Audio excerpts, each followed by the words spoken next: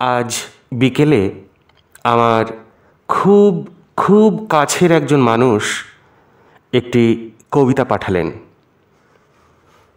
কবি রুদ্র গোস্বামীর লেখা। কবিতাটি আগে আমি কখনো শুনিনি, এত ভালো লাগলো তাই মনে হলো এটা করেই রাখি।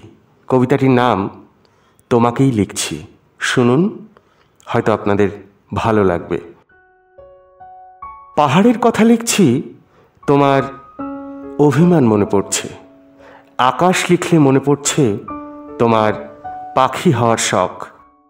আলোর কথা কি লিখি, সেখানেও ফুলের মতো হাসছ তুমি। আর অন্ধকার, সে তো মরে পড়ে আছে তোমার চুলে। মেঘ ভাবতেই লিখে ফেলছি তোমার কাজল টানা চোখ।